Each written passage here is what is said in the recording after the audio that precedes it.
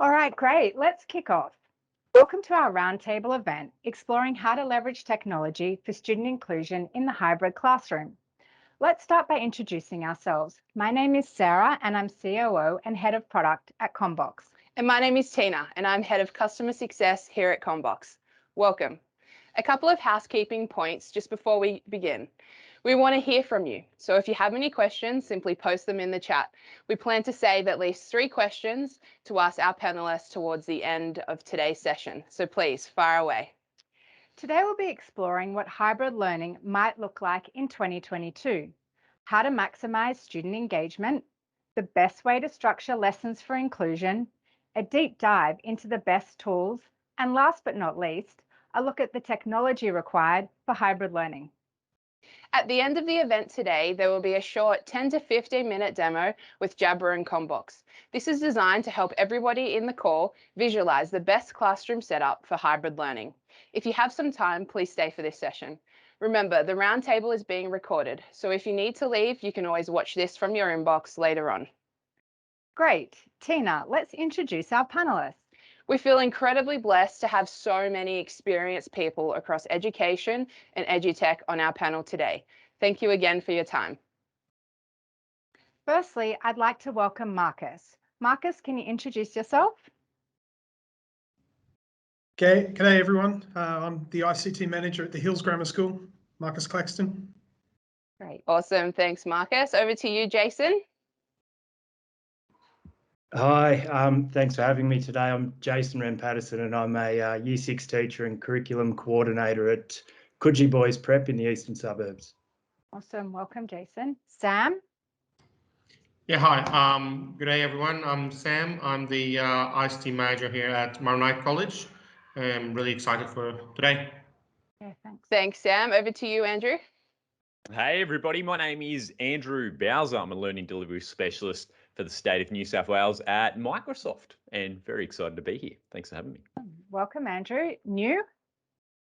Hi everyone, my name is New. I'm from Jabra. I look after the video solutions portfolio in Australia and New Zealand. So lovely to see you all today. Thank you. Great. Thanks, New. Over to you, Natalie. Thank you and hello, I'm Natalie McTeer. I'm the CEO of Vivi International. We are a wireless screen sharing and student engagement platform. Excellent. Thanks, Natalie. Delvine?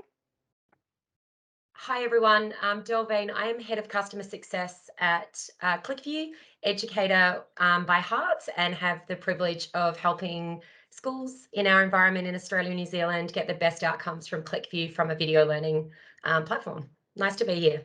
Awesome. Thank you. And Nick? Hi, I'm Nicholas Hall and I'm CEO of Combox. Thanks again, everyone. All right, let's get started. Put simply, hybrid learning is where there's some students working face-to-face in the classroom while other students are working remotely from home.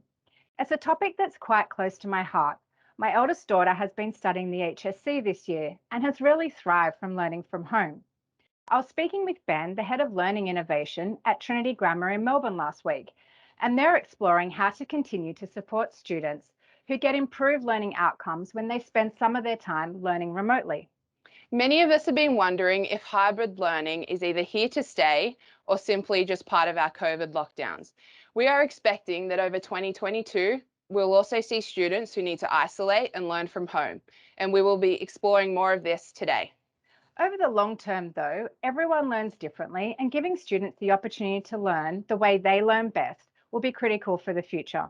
Our role in the technology space is to ensure that we can deliver an equal experience to both the students at home and learning in the classroom. This means that we need the hardware in the classroom to work seamlessly with the software that teachers are choosing to use. A teacher needs to be able to quickly and easily switch between a Teams call, a front of room learning activity, over to a group activity with minimal downtime. Everything needs to be recorded and shareable. The students at home need to feel included. They need to be able to hear and see as much as what's happening in the room, just so that their learning outcomes are not compromised. Today, we want you to walk away from this session feeling more confident about how technology, both hardware and software, can help your students to feel a part of the classroom environment, even when they're learning from home. Awesome. So let's get started. Hybrid learning in 2022. Marcus, what will hybrid learning look like next year? Yeah, well, that's a great question, isn't it? I think one of the, I guess, good things to come out of this whole pandemic is it's pushed us in directions that we may not have already gone. We found that the transition between learning at school and learning at home was a reasonably, I won't say easy, but a reasonably straightforward one for us, because we've relied heavily on Microsoft OneNote class notebooks for probably 5 or 6 years now for content delivery in our classrooms.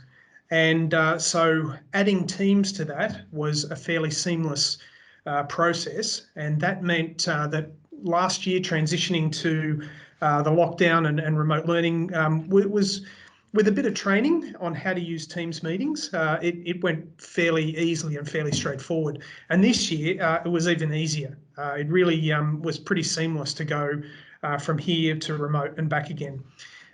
It was interesting because last year we actually had one student who completed his whole HSC from China.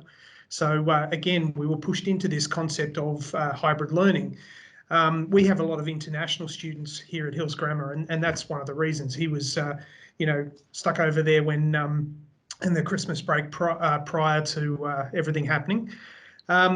And so what it looks like for next year, I think we will continue to explore Teams and OneNote. Last year we had our OneNote first and then kind of tacked Teams on. This year we created Teams using Microsoft Schools Data Sync at the beginning of the year, and that was a great process.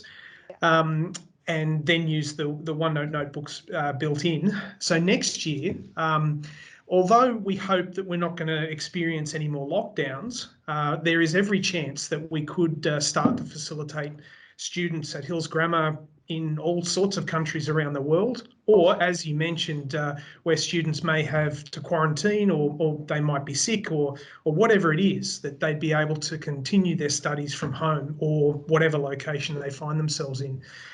So it's certainly something. What we're now looking at is what we do to set up the classroom to enable that even more, so that they can jump into those Teams meetings. And as you said, seamlessly, the teacher can go from writing on the whiteboard to presenting to an external audience. But also we had some Year 6 teachers last term. They were getting presenters from all around the world, people in the US and all of those sorts of things, to jump in and teach all the Year 6 students. So we see that sort of thing continuing on significantly within the class. So it'll no longer just be the teachers standing in front of the class, but it'll be them and a myriad of other people that they can draw on. Yeah, that's awesome. Cool. Thanks for that, Marcus. Natalie, what type of hybrid models do you think we'll see next year? Sorry, I think you're on mute. Yes, I am. Oh, good. I think after this amount of time, you'd know. I kind of wanted to preface that we're seeing the same thing that Marcus has just explained, that hybrid learning is definitely here for the future. And being a student engagement tool, we were very interested to talk to our customers about remote versus hybrid learning. So we held a remote roundtable with our US customer base. We had a group of US customers talking to us about how they're grappling with remote versus hybrid, and it was unanimous that whereas it's not easy, but it's easy to pivot to a remote learning phase when you've got both students in the classroom and at home. It's a lot more difficult. The teachers were finding that they really had to think about how they were delivering content, how they were keeping the students at home engaged, how they were actually translating an existing lesson plan into a hybrid lesson plan to make sure that both students got a similar experience. So first of all, what we started seeing early on is the US schools were starting to just slowly migrate to classrooms. So they were needing to socially distance. They were just having a rotation of students in the classroom and some at home.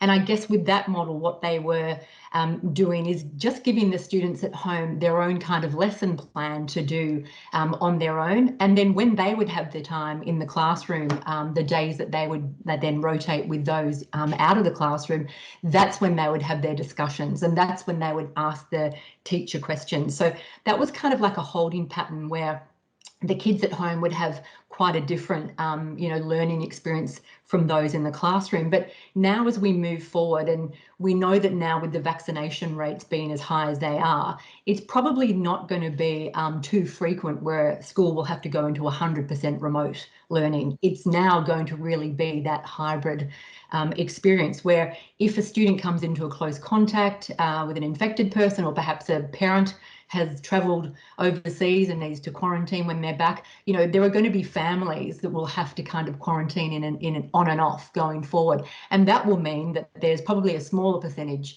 of students that are going to be working remotely. So what we're seeing with that, and we have spoken to quite a few Australian schools as well, how they're starting to set themselves up for this longer term hybrid model, is what we're seeing is, again, like I mentioned with that lesson plan, is to start thinking about the kids at home versus those in the classroom, and whether you're trying to get them all to kind of interact and engage together, or whether you're going to have sort of like a differentiated model where the kids in the classroom break off into their own discussion groups and those at home then break into a virtual discussion group. You really need to be thinking about how you're planning out the lesson. I think it's really important too that if it's only a handful of students at home, that potentially things that don't work in a classroom, don't work in a remote environment, like a lab experiment, for example. If you're in a science lab and you're doing this in the classroom, then what are the kids at home going to do? You've really got to start thinking about, in that hybrid model, having a completely different plan for that particular example there. Yeah. Did you have any tips or an approach that you think teachers should take? So I don't know. I mean, a lot of people on this call will be parents. As a parent myself, I have lost count of the number of times that I've walked into my son's room and he's on a lesson, but he's on his phone. He's actively playing on his phone while he's in that lesson. So what I would say to the teacher is you need to actively draw in the kids at home. You need to be asking them for their input. You need to be making sure that they're contributing, or they will just literally sit there behind their screen doing something else. So really, really important to make time for all the kids that are there. I think sharing the lesson plan up front is a really good idea. Again, when we first pivoted to remote learning, there was so much confusion from those kids at home as to, I don't know what we're doing, what I'm meant to be reading, when everyone's going into a discussion, what am I meant to be doing? I think there's a lot to be said for teachers to actually be very open and share information about what's going to be done in that lesson, what the expectation on the children at home is, what they'll need to complete and by when. Do they need to watch a video? What do they need to do? I think share everything openly. And then I do think there is one train of thought, and I'm going to kind of segue into a shameless plug. There is one train of thought that even the kids in the class should join the lesson remotely, so that everyone kind of has the same experience and can see each other on their own device and could message each other and chat. My shameless plug there is that from all of our feedback, we've actually been working quite closely with Zoom on a hybrid learning integration solution. The feedback from our customers was that no one was really doing it elegantly or seamlessly, that the transition of a teacher having to teach a group of children in person and then try and obviously pull the remote kids in was very clunky. There was no elegant way of doing it. What we're going to be releasing to market in beta format next month is a seamless integration with Zoom, where the teacher can initiate the Vivi session, where there's obviously screen sharing and content sharing in the classroom, and then in the back end, the Zoom session will start, and then all the children will have the same experience and the same scenario on their devices. But I think finally what I would also say is a lot of teachers have had to embrace new ways of doing things. I think the old way of doing things just has to be parked, and teachers have to have a very open mind to explore new tools, new technology, and just new ways of teaching. Yeah, 100% agree. Yeah. And we're going to actually dive deeper now into student engagement, which Natalie just touched on. We always know that engaging students, whether they're in the classroom or at home, can be a challenge. So we really want to hand over to Andrew now from Microsoft to have a look at what tools are available for students to increase their engagement in a hybrid learning environment. Yeah, absolutely. And what a loaded question Yeah. that is. We gave What you the easy tools one. are available to increase engagement? Now, I obviously work for Microsoft, so my tool set is very Microsoft biased and focused. But to help explain that very loaded question, I actually have some visual references that may aid in my explanation. And I've added my own little personal touch. You'll get to see young Andrew Bowser at the age of 6 years old to answer Cool. that question. But let me just share this beautiful handcrafted deck for you right now. On the left-hand side, you can actually see a lot of the tools that used to keep us engaged that now all fit within our pocket. So I don't know if you're around in the times of the boombox or the good old VHS video recorder, maybe the Walkman as you're hitting the streets and going for your jog. But everything that you see in that photo can literally now fit into your pocket. No, I feel that when we're talking about engagement with students, you need to have something that they can relate to, maybe something that they grew up with. Now, there's a photo of me. I was about 6 years old. I'm the one with obviously the brown hair. And during this entire process, I was already hooked on one piece of technology. That was my sucker for engagement. And it was a system called the Sega Master System. Okay. And that was my very first entry as a student, as a child, into the world of technology. And look, that was my carrot and stick to keep me engaged, to do my homework, to go out and do my chores, to behave in general as a good kid. I would have that reward of engaging with technology. But now we've seen a bit of a shift where their technology is here to support your engagement, more or less not so much as a reward, but as a learning tool itself for students. So at Microsoft, we have some fantastic tools such as the brand new Microsoft Whiteboard, which is a collaborative hybrid experience where students can engage and collaborate all together on an interactive, very visual based whiteboard. In ways that we've never done before. As you can see right there, we have 47 different teaching and learning templates on these whiteboards to increase engagement. Of course, it's all about that visualization. Might not be a Sega Master System, but they are very, very handy educational tools. We also have tools such as Together Mode, where you can feel together and engaged even when you're apart. And you can actually see with this Together Mode, we can actually set our very own scenes, custom scenes now using a Together Mode scene builder. Upload your own custom photos, whether it's in your own school environment, your home environment. You can actually digitally appear there as a cohort. We have reading progress, okay, which makes you feel more engaged than ever because using the power of artificial intelligence, it will highlight mispronunciations, omissions, self-corrections. Also have a video of your lovely smiling self reading the passage for reading fluency and literacy needs, which is very exciting. And of course, social emotional learning, making sure that students are staying engaged with their learning is very important from a well-being perspective. We've just released what we call feeling monsters. I think they're super cute. I love them. And every time a student is engaging with a teacher, a classmate, maybe the assigned work, they can reflect on how they're feeling based on that engagement via these lovely little feeling monsters that are rolling out. And of course, we have reflect aspects in some of our platforms as well, such as Microsoft Teams, that really help the educator understand how the students are traveling with those engagements. Look, again, huge fan of retro games, little 6-year-old me playing Sega Master System. One that I find engaging is obviously having tool sets that gamify the learning. So we have aspects such as Make Code Arcade, where students can design for free their very own 1980s retro games themselves. And using some of the technologies that we have now in the 21st century learning scope, you can put yourself, like literally yourself, into the PowerPoint presentation as you're presenting on or already engaging topics such as building your own games.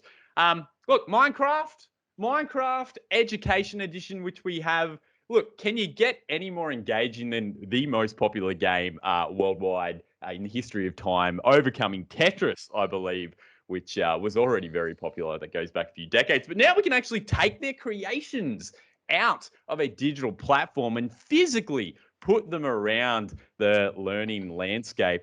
These students felt like their school toilets were too stinky, for example. So they literally designed their very own one. So look, I could be here all day talking about the amazing engaging tools. That's just a bit of a, repository of what's available literally today. And I think we can all agree that there are some fantastic tools out there to increase student engagement. Yeah, I totally agree. So how can the cloud support student engagement both in and out of the classroom? Another loaded. I'll keep this one actually shorter because in the essence of time, it's a very interesting concept, the cloud, right?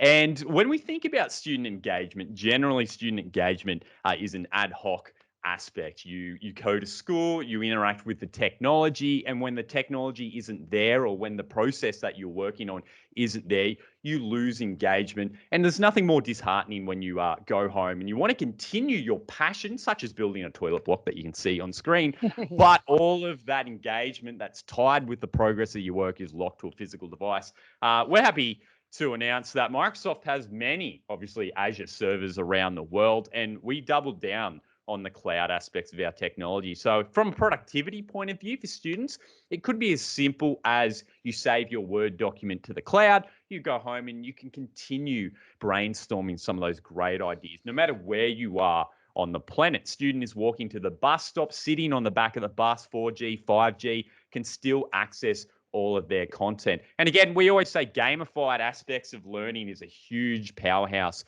in the education industry. We have aspects such as xCloud. Now, yes, not education focused per se, but it does show you the potential of having the power of the cloud, whether you're playing your own games or designing your own games or doing those productivity suites such as collaborating with your fellow colleagues or students via Microsoft Word, PowerPoint, Excel.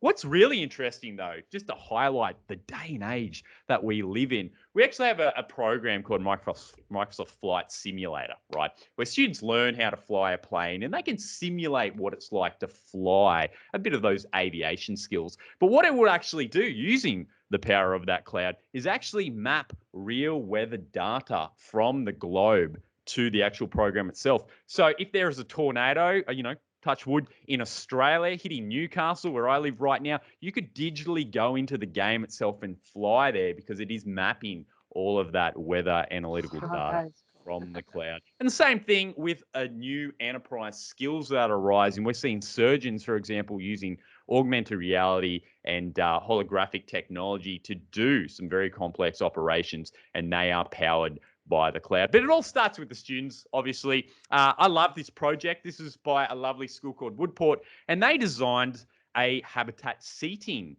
plan. So basically, it's an environmentally friendly seating plan that runs off solar and has different types of habitats built into it. And they worked on this via a collaboration sense from different groups of students all around the spot. So the city council, students from their school, teachers from their feeder schools, and that was all powered, obviously, via cloud technology, so they didn't have to physically be in one spot. So, yeah, very exciting in the day and age that we live in. So, that's awesome. Thank you.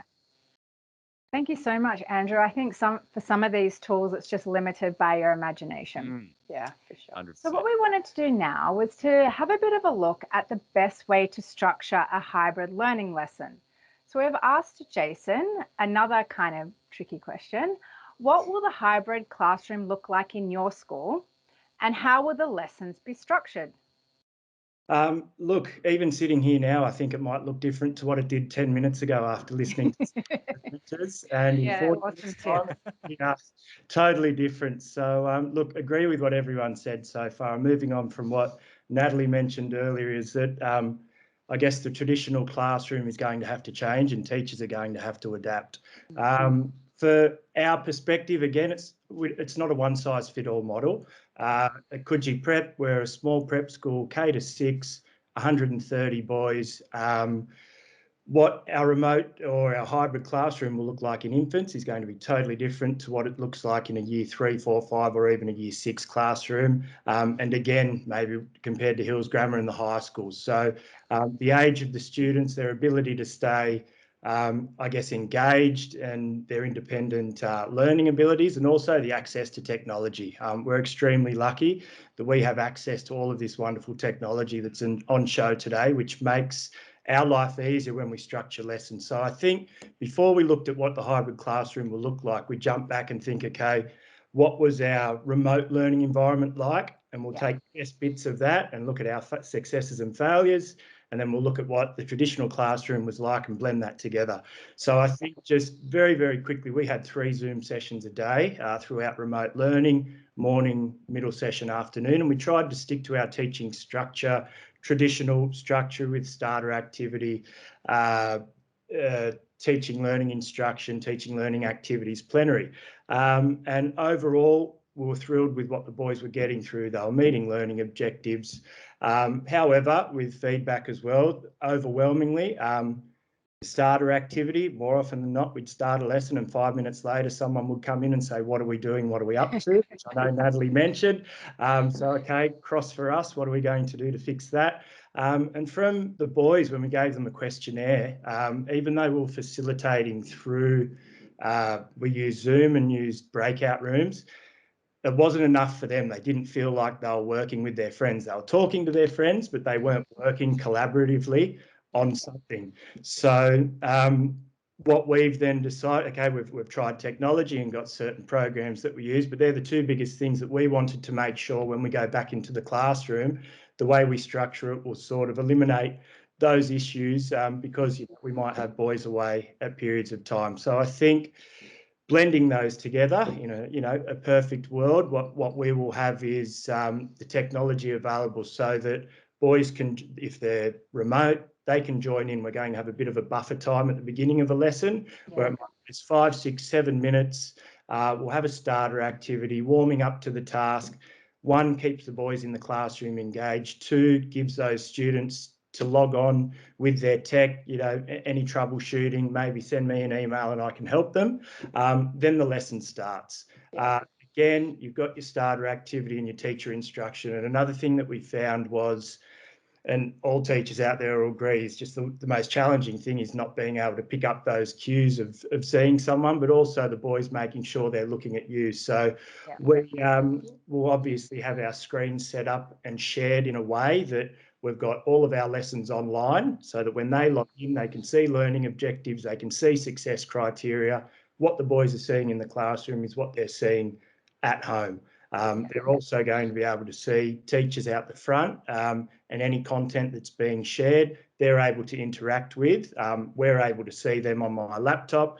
And then obviously throughout the teaching and learning cycle, there's ways that we will, depending on the lesson, bring those boys into the classroom. Like Natalie mentioned, whether or not there's a couple of boys away that want to work in a breakout room, I can go over to them or then join some others that are in the physical classroom, or whether we use some of the great tools available to mix and match and have them all working together in real time. That's awesome. Yeah, that's really good. And I know we just saw earlier the Minecraft virtual reality kind of tools, and we were hoping you were going to be able to share a really awesome one too today. But maybe can you talk to us a little bit about CoSpaces and how it might work? And then when we actually send out the video recording for this, we can include some information about CoSpaces because it's also very cool. Yeah, of course. Again, you would think I'm employed by them. I rave about this company to so many teachers, but in essence, a lot of what Andrew was showing with the augmented reality, it is just the simplest form of creating and sharing augmented reality. So we've got a CoSpaces license. Every student in the school has a login. Every teacher creates a class. So for my class, for example, simplified, you can create a 3D environment, but it's not just individually. So the boys can drag and drop thousands of items from trees to plants to text to buildings to create something that's related to what you're teaching in the classroom. So I think an example this week, I've been looking at biography writing with my boys, and again, wanting them just to have a little bit of fun and work with their mates. We created breakout rooms, but I also grouped them into CoSpace groups. So 1, they're talking in real time with each other, but 2, they're all working on this augmented virtual world cooperatively at the same time. So, the task for them was to create a museum. They've gone and taken a photo of someone famous, put it up on the museum wall, put a plaque, written the opening paragraph of a biography. And then what we can then do is, one, the boys can send a QR code. We can put it in the school newsletter, share it around the school, scan it, up it pops. And it's a great way for them, even in the home, to say, look, mum and dad, this is what we've been learning. This is what I've done with XYZ. So a lot of excitement around that. I can't plug them enough. They're great. Yeah, that's awesome. I actually had the chance to scan one of your QR codes the other day, and I was walking around the office with my phone, having a look at one of the museums your boys have made. Yeah. And it definitely gets them off their devices playing games and kind of playing a game that's learning based instead. So I think that definitely answers the whole student engagement requirement that we're trying to achieve today. Yeah, absolutely. Thanks for that, Jason. Yeah, it's excellent. So there are lots of incredible tools out there in the market, like the one we've just been talking about with Jason. Some work better for hybrid learning than others. Sam and Marcus, I wanted to pass over to you guys. What tools and techniques are you using now that are allowing virtual and in-class students to feel included? Who do you want to go first? You can go first. Yeah. Right, cool. So obviously Teams focus is a very big focus for us. It's been interesting. My wife teaches in one school. My daughters go to another high school, and I'm obviously working in this one. And I guess engagement has been fascinating to watch over those three schools, because three different approaches to all of this. At Hills Grammar, we often, through the lockdown, most lessons would have at least some part of it being on a Teams meeting. Most of the time that would be the first 10, 15 minutes or so. And what I saw anecdotally, I'm not a teacher, but was that they seemed to get reasonably good engagement throughout the whole period of the lockdown in doing that. My daughters at their school, they hardly had any Zoom meetings at all through the whole lockdown. They only had, very few. And they found it really, really hard. They're really good students, but they found it really, really hard to maintain that engagement right the way through to the end. And at my wife's school, they would do, again, the meetings sporadically, and they also found that really, really challenging. So it's not just having the right tools, and I think Teams is obviously one of the big ones for us. But it's also in the way that you use it. Another interesting concept was that at my wife's school, they would set up all of the content for the lessons for the week right at the start. So on Sunday night or Monday morning, the students would have access to everything that they needed for that whole week. And what they found there was that some students would go, this is great. They'd smash out all the work in the first couple of days, and then they'd have a few days off. And so it was really targeting to the personalised learning, I guess. It meant that those students who learnt best that way could actually do that. So again, it's one of those things that we can explore further as far as using those tools, but also adapting them to exactly, that personalised or differentiated learning per student. We're also using things, the gamification, as Andrew was talking about. We use Minecraft for education.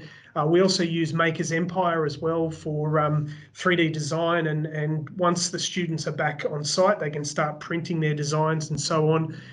We've found teachers are using things like Kahoot. We're also hoping to use Reflect within Teams for next year. But we've started to explore the whole concept of badges and learning paths and learning progress, so that students can actually see where they're up to. And I think that's one thing that students love to be able to see. That it keeps them engaged in their learning when they know what they've already achieved, what they've still got to go, and seeing those green ticks when they've completed an assignment or a test or whatever it is, can really help them to stay motivated. Yeah, that's great. Thanks for that, Marcus. Sam? Yep. So for me, and probably for most of the schools here in Australia, last year's lockdown was a bit like all of a sudden, and most teachers did not know exactly how to go about this. Yeah. This time, when we have the lockdown, it was very seamless. Since the start of the year, or even last year, we implemented really heavily on Teams. every class has a Teams page. All the teachers work in teams, students work in teams. So that took away a little bit of taking the 20 minutes at the beginning of each lesson with the two most asked questions in 2020. So can you hear me and can you see my screen? Yeah. Yeah, we actually passed that this year. Awesome. High school is totally different than primary school here. So for high school, we had pretty much every lesson according to the timetable, exactly as it's happening in school. Which was like, I think it was a little bit hard on teachers and students, but this is how it happened. It happened normally. Attendance was taken normally, exactly as physical presence, but actually virtual presence. For primary, we had again, we used Teams and we introduced whiteboards just to allow people to actually, as Natalie was saying, to be sure that they are actually engaged and they are doing the work, especially those who are here. Kids who were in campus were encouraged to log into Teams as usual. They were not using, they were not actually sitting in classrooms because most of the teachers were at home at the same time. And also we didn't want to give kids at home the impression that kids who are attending will be getting any extra care or anything. Yeah. Two things that were really good this time is they focused on the extra curriculum. And guess what? Even for primary, they focused on the sports and they asked kids, okay, you know what? This is the 20 minutes where you go out and play with a soccer ball or something. Send us pictures, send us videos, and they start to collaborate on that. So they're making sure that pretty much in their spare time, in the 10, 20 minutes between classes, that they don't, or even more, that they don't just even spending their own time watching YouTube, because we know all our kids would do that. So that was a good thing. The other one was the one-to-one support for students who needed support, and that actually worked very well on Teams. Again, it took us as technical a little bit like some time to fit all the policies to, if we don't want to allow people, teachers to call students, how we can do that, how we can secure that, how we can be sure that it talks only one way, not the other. Do we record the meetings or don't we record? And of course, we end up recording all the one-to-one meeting just for the safety of teachers and students. But yeah, I think Microsoft Teams, Microsoft Whiteboard, these were the biggest investment that we did over the last 18 months. Yeah, that's Yeah, great. that's good. It sounds like your school's been really successful. Yeah, that's awesome. Okay, Delvine, the idea is now that content can be shared from anywhere. What tools are out there for to be used for this? Absolutely. I guess that's also going to be a loaded question where I come in with a slight lens of Clickview, of course. Yeah. But I think content is accessible everywhere. I think the challenge, and I've seen this both as an educator, but also as a parent of a primary student and a high school student, where I think it's about the right content and the purposeful content that meets the needs of that particular lesson or sort of learning outcome. So for me, it's more than obviously the video. I'm talking through the lens of video and obviously resources that go around that.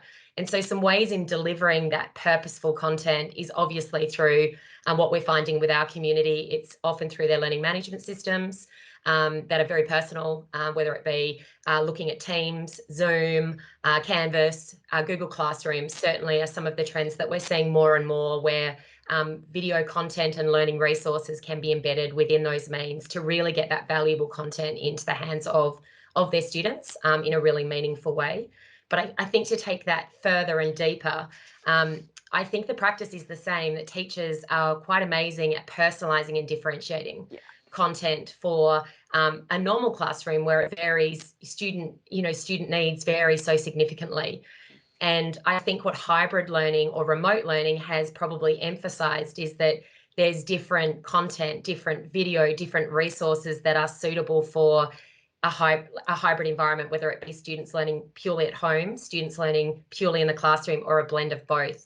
And I think that, I guess what we are certainly advocating is to really use some of our clipping tools to make sure that that content is smaller bite-sized. That perhaps, I think, Jason, you were referring to those starters, those intros to the lessons, and actually looking at how you could leverage some user-created or user-generated and teacher-generated content using video and an iPhone, and using, I guess, our Clickview platform to actually ensure that those kinds of instructional elements were part of, I guess, the psyche and through the learning management system. So yeah, I think lots of amazing content, but I also watched a lot of long content with a student that got disengaged after the 4-minute mark. And so I think it's really about trying to use some of the tools we have accessible as educators to make sure that it's really meaningful and it's the right kind of content pitched at that particular level. Yeah, I don't think we could agree more. So what I wanted to just ask you now was a bit about flipped learning and how you can get interactive with Clickview to get feedback on the students in real time.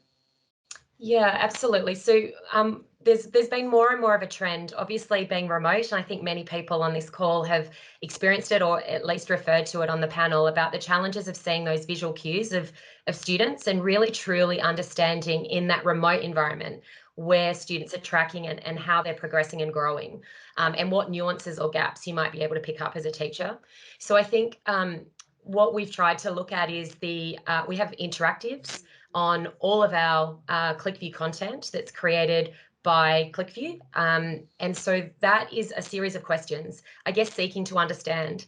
And so what we're seeing more of a trend of is teachers actually flipping that, using that video content, that interactive level to really look as a bit of a, I guess, a pretest, a guide as to what do the entire group of students actually understand at this point, or what do certain groups of students actually need in terms of refresher or extension, and then really using that insight from those interactive videos to help guide what the next, I guess, progression and sequence in learning would be.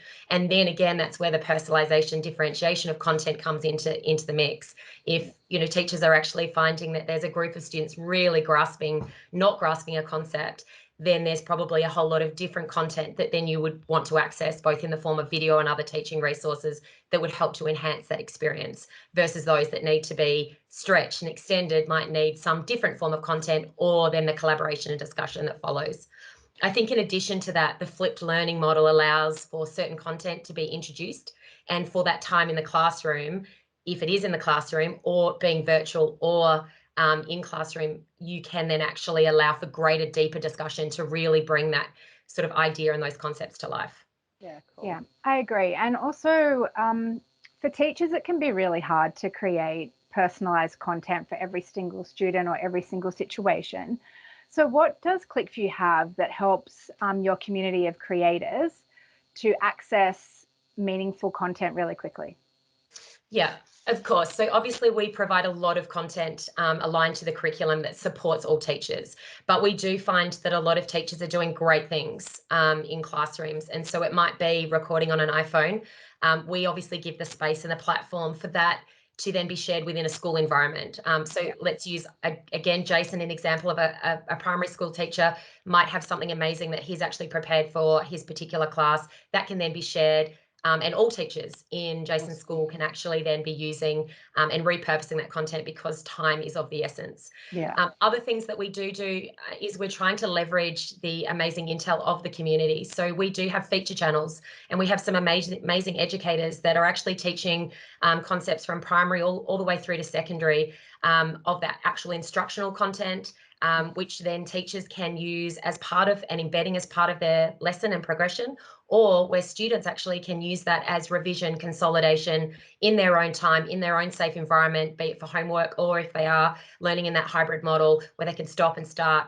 And it means that they can actually take their own time in using that content. So there are a couple of really good ways in which we can save teachers time by leveraging, the amazing sort of community that I guess contributes to Clickview. Yeah. Everyone on the call definitely has to check out Clickview. The range of content is really incredible. So Natalie, how can Vivi help students to share their work both in the classroom and when working remotely? So I should also explain that, yes, we have the hybrid learning integration coming into market next month.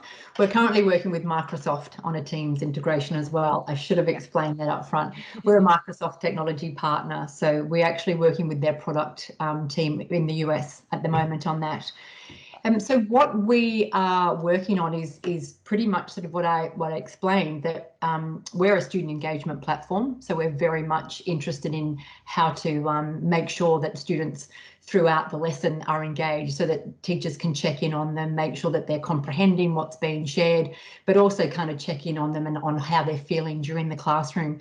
So with this integration that we'll be bringing into market, it gives the Vivi tools and the Vivi feature suite to the teacher to use throughout the lesson, both remotely and in person in classrooms. So we're wanting to be able to give the same experience to students wherever they're located. So if content is being shared, it's being shared from the remote students straight to the student in the classroom's devices.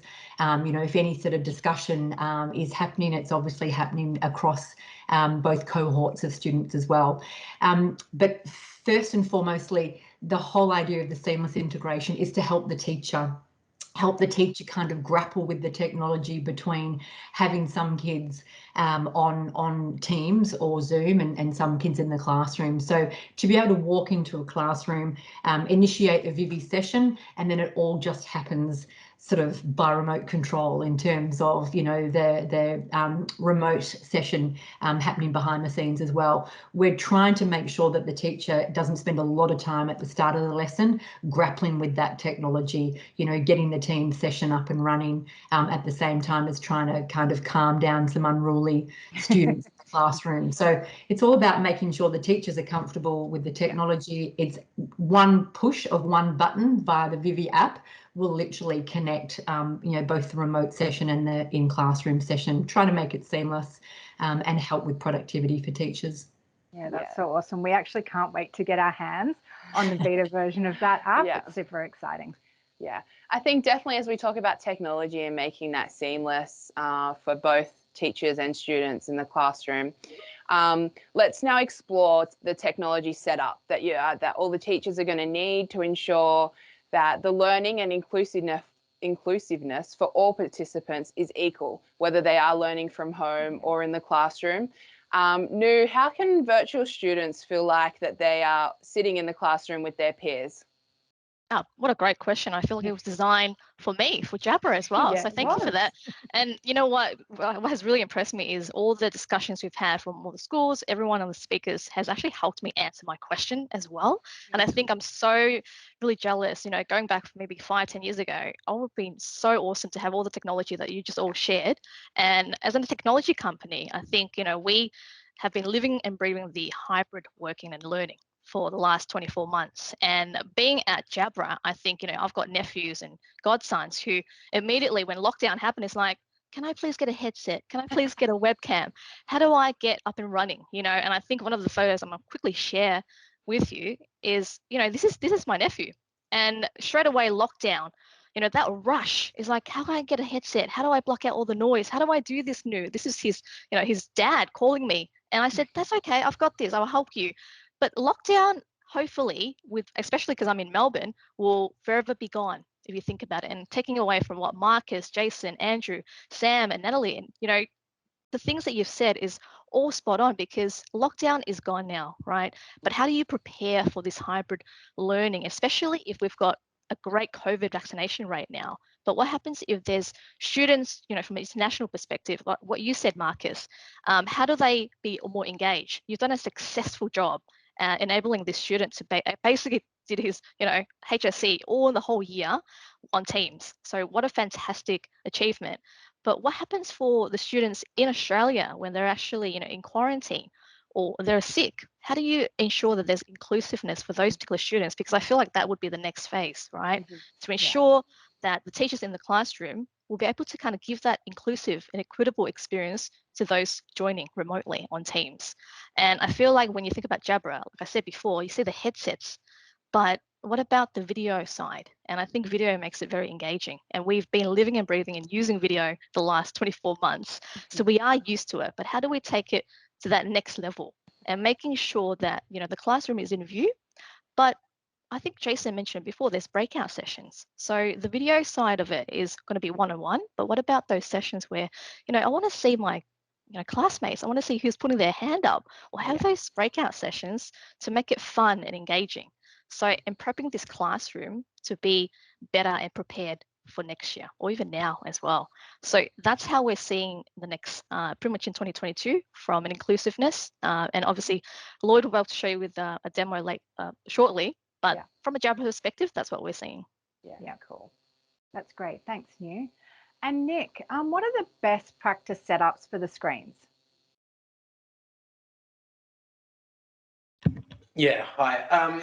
I'm not sure that there's any one best practice setup. So what I might do is just go through 4 different setups. Yeah. If I think about the first setup, it really is the largest rollout that's happening right now. You've got the RAG projects, the Rural Access Gap. So the New South Wales government is currently kitting out every single classroom in remote and regional New South Wales with a hybrid learning environment. And what that looks like, and I'm certainly not saying this is the best, but this is a great way of going.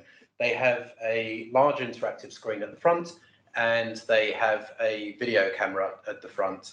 The camera they're going with at the moment, they're going with a couple of different cameras.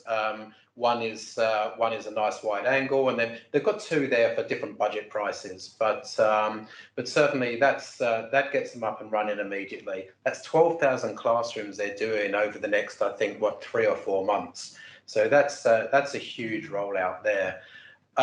If we then look at, say, for example, this room here.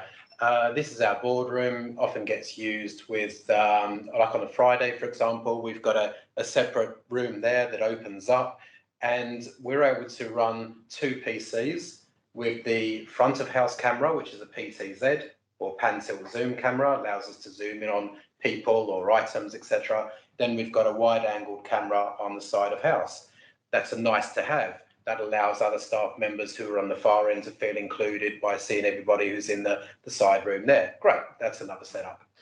If I now think of the International College of Management, Sydney, for anybody who knows Manly or Sydney, that's that place that looks like Hogwarts up on the hill. They just set up recently, I think about 9 months ago, they kitted out their whole premises for hybrid learning. What they did is they had a large interactive screen at the front and a camera from the front. At the rear of the room, they have a large display, non-interactive. And the reason they've gone large is they tried to make the screen so that they worked out roughly what sort of number of students do we think we're going to have on the far end.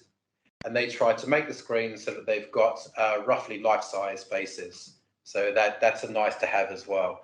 So they've got interactive screen for presenter, teacher, whoever at the front, camera facing that way. They have the display at the back so they can see everybody who's at the far end, and they have a second camera at the rear as well, so they can now shoot forwards.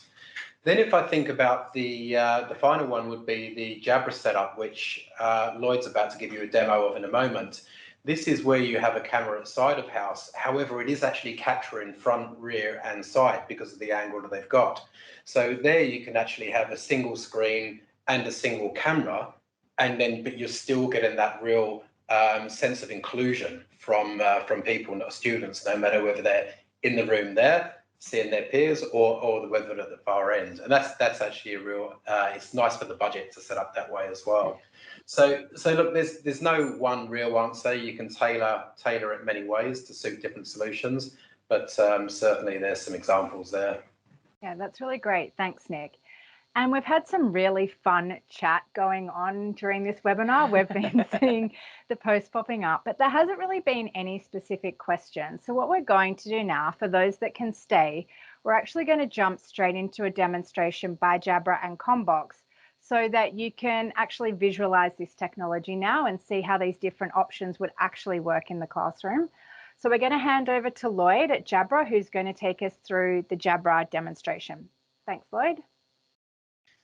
Thanks, guys. So my name's Lloyd. I'm the Systems Pre-Sales Engineer in Jabra. And today we're going to do a quick demonstration of the Pentacast 50. So it's a video soundbar that has video, audio, and microphone all in one. And it's got a second video stream to capture a point of interest in the room. So the point of interest for today is this lovely, nice 96-inch COMBOX display that is in the office. And for those that have not seen the Pentacast panoramic 180-degree view before, this is what it is, right? So you might need to fit to frame in Microsoft Teams to see the whole view. But if you do fit to frame, you can see the stitching happening at 30 frames per second, right?